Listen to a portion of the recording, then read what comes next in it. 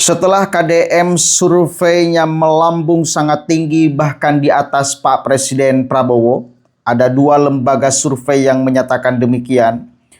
Setelah banyak teriakan dari berbagai wilayah, berbagai provinsi, berbagai kabupaten menginginkan untuk KDM itu manggung di 2029 nanti.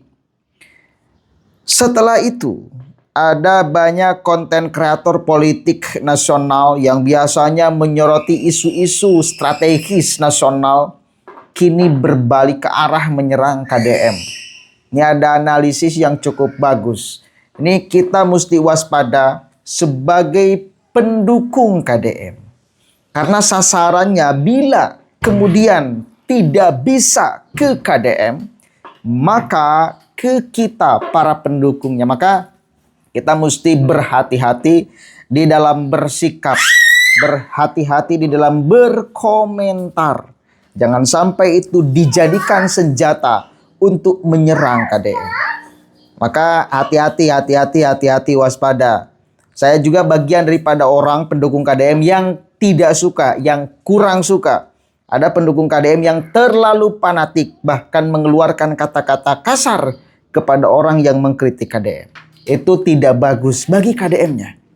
Ya, kita coba tengok nih. Ada apa ini? KDM minggu ini kok diserang massal sama konten kreator politik. Dan gue lihat ada dua kubu yang menyerang. Nomor satu kubu Banteng, yang kedua kubu pemerintah. Tapi serangannya masih soft-soft. Mereka masih shock, kaget dengan reaksi para pendukung KDM. Mari kita bahas bersama saya Roy Sakti, pakar kartu kredit. Serangan ini mulai terjadi pasca didengarnya rumor bahwa KDM akan mendekat ke Gibran. Mas Gibran bukanlah cupu, tapi ternyata suhu. Jadi pasti pihak yang paling bereaksi adalah Banteng, ya. Kenapa? Karena kalau sampai KDM bersatu dengan Gajah, selesai sudah, berat untuk melawan. Nomor dua, ini juga terjadi ketika pas bocor alus membocorkan, ya nggak tahu bener apa salah ya, bahwa Pak Prabowo ini merasa KDM itu sebagai saingannya. Yang lucunya nih Kang, dalam pertemuan itu, setelah bubar gitu ya, para peserta rapat, ada yang bisikin Prabowo. Pak Prabowo, Karyoto itu besannya KDM loh Pak. Oh, Karyoto Mulyani. Oke. Nah, Prabowo respon, loh nanti kok jadi Kapolri, Karyoto ini kerjanya bukan buat saya lagi, buat KDM. Masuk KDM channel. Nah, semenjak itulah mulai serangan-serangan terjadi. Apakah serangan ini akan berhenti? Oh, tidak. Akan semakin banyak dan bervariasi. Itulah kenapa buat KDM dan para pendukungnya harus hati-hati dalam bersikap. Kenapa? Di minggu ini mereka berusaha menyerang KDM tapi tidak bisa. Tapi mereka menemukan celah, yaitu menyerang pendukung-pendukung KDM yang fanatik, menyerang orang akun-akun yang penyerang ini. Jadi buat para pendukung KDM, Anda akan diprovokasi, ya. Fanatik Anda akan dijadikan bahan konten untuk menghancurkan KDM. Ini sama kasus dengan kasusnya Pak Jokowi, dan kemudian karena orang nyerang Pak Jokowi gak bisa, akhirnya yang nyerangnya termul. Dan pola yang sama akan terjadi pada pendukung KDM. So, buat para pendukung KDM, rapatkan barisan, jangan mudah untuk terprovokasi, dan gak usah nyerang aneh-aneh. Pak KDM tidak perlu dibela, dia sudah bisa membela dirinya sendiri dengan konten-kontennya. Kita doakan aja semoga beliau selamat sampai 2029. Sukses selalu bersama saya Roy Sakti. Oke, terima kasih Kang telah mengingatkan kita, telah mengingatkan kami, telah mengingatkan warga Jawa Barat. Meskipun beliau sepertinya bukan orang Jawa Barat, tetapi sepertinya juga beliau adalah pendukung dan pecinta KDM. Dengan seluruh apa yang telah KDM lakukan, berikan, kontribusikan kepada warga Jawa Barat, hingga aroma kebaikan itu, aroma kebijakan itu nyampe ke berbagai wilayah di berbagai provinsi di Indonesia ini. Hatur nuhun. Sekali lagi kita sepakat, saya pribadi sepakat. Ya tolong jaga sikap kita. Karena ketika KDM tidak bisa diserang dengan kebijakan yang beliau lakukan, maka serangan itu bakal mengarah kepada para pendukungnya. Ya, suka ada masih para pendukung KDM yang ngomong kasar ketika melihat ada yang mengkritik KDM.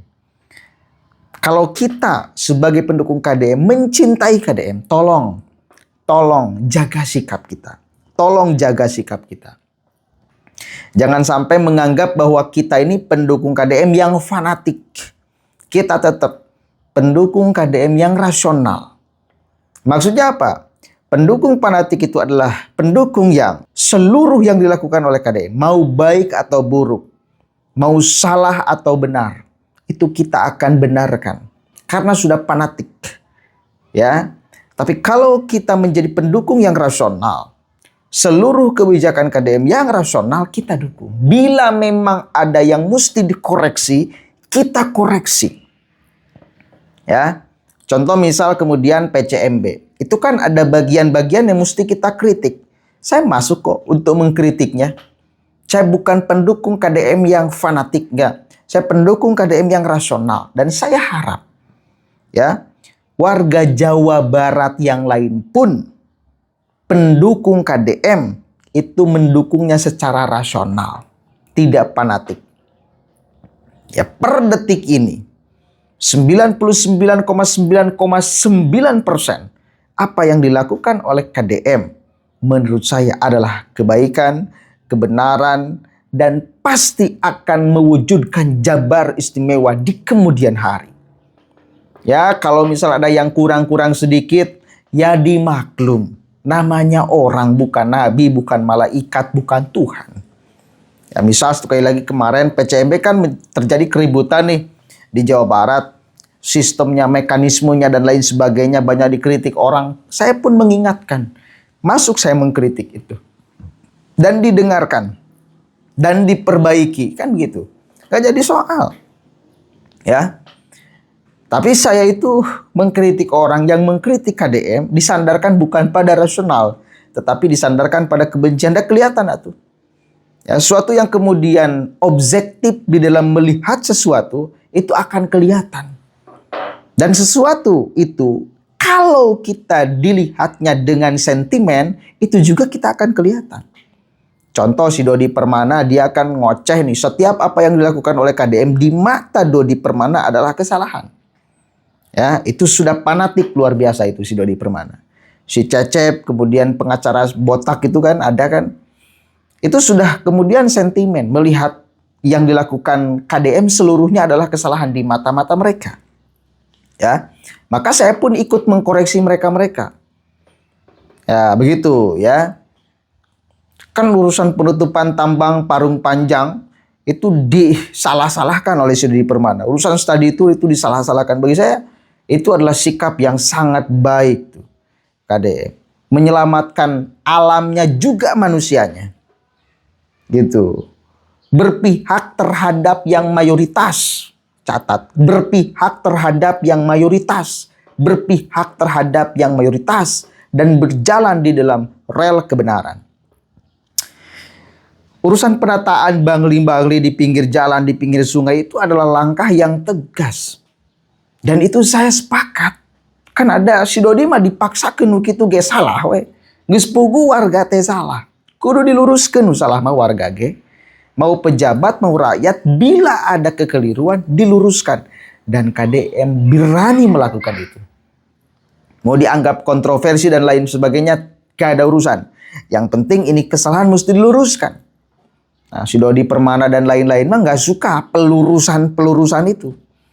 Pokoknya manu dilakukan KDM, seluruhnya adalah kesalahan di mata mereka. Nah, sekali lagi, kembali ke tema awal, saya sepakat dengan si Akang gitu. Kita tahu KDM sedang menjadi sorotan, surveinya kemudian juga di atas bahkan Pak Prabowo. Ini pasti anginnya akan semakin kencang, tidak berhenti sampai di sini, pasti kedepannya juga sama. Kemarin si Salim Dower, kemudian DJ Denny, dan satu lagi, ada banyak lah yang mulai itu konten kreator politik itu menghantam habis-habisan KDM. Dan kita jangan membalasnya secara kasar. Udah biarkan aja mengkritik KDM ya. Kalau mampu kita jawab kritikannya ya jawab. Tapi jangan kasar. Apalagi di DM. ngomong apa gitu, jangan. Karena itu bukan malah baik ke KDM-nya, tetapi malah buruk. Tapi tetap ya, saya pun tidak lantas percaya misal yang nge-DM ke si Salim Dower, kemudian di Zedeni, itu pendukung KDM. Jangan-jangan itu sengaja ada orang menyusup mengatasnamakan pendukung KDM, memaki-maki, mencaci maki mereka, ya, mengancam-ancam mereka untuk supaya merusak nama baik KDM. Kan bisa aja terjadi kan? Tapi bila kita sebagai pendukung KDM yang benar-benar mendukung KDM, tidak pura-pura mendukung KDM, saya harap untuk menjaga sikap. Ini demi kebaikan KDM yang kita dukung. Assalamualaikum warahmatullahi wabarakatuh.